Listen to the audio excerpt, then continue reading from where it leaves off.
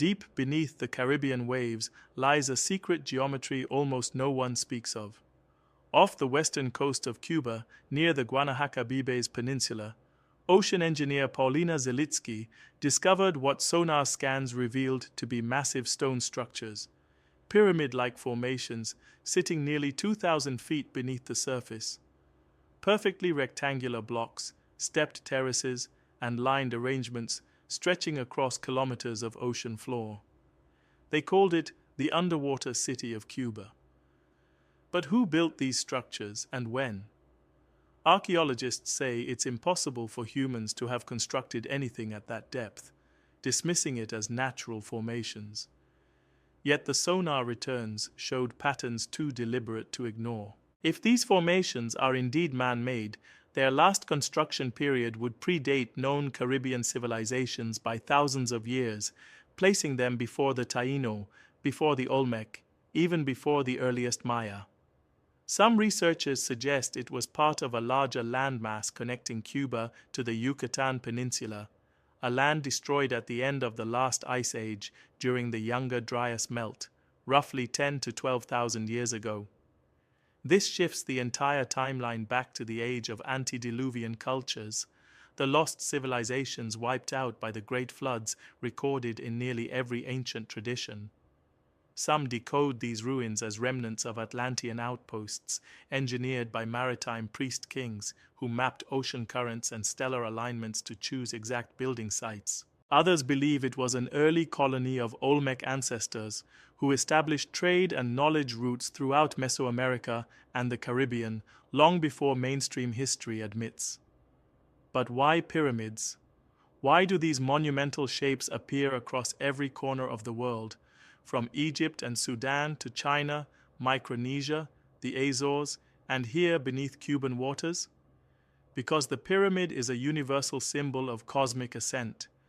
Its earthly base stabilizes energy, while its apex draws that force upward, forming a direct channel between humanity and the divine realms.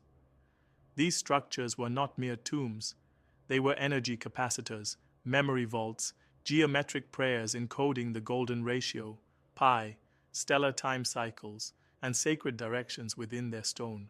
If these underwater builders were connected to Olmec-era progenitors, they likely carried robust bone structures, broad facial features, pronounced cheekbones, and deeply set eyes reflecting their maritime resilience. Yet if they were of Atlantean origin, as oral traditions whisper, they were seafaring engineer classes, cultures of priests and navigators who blended spiritual science with architectural mastery.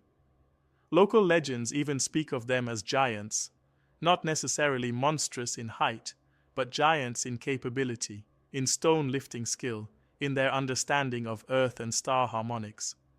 So what happened to them? The end of the last ice age brought catastrophic sea level rise. As glaciers melted, global waters rose over 300 feet, flooding coastlines worldwide. Any settlements, temples, or pyramid complexes built near shores vanished beneath the waves, leaving only fragmented oral legends of sunken lands and lost cities. Today, the Cuban underwater pyramids remain unexcavated, unpublicized, and mostly unacknowledged, standing as silent testimony to an erased chapter of humanity.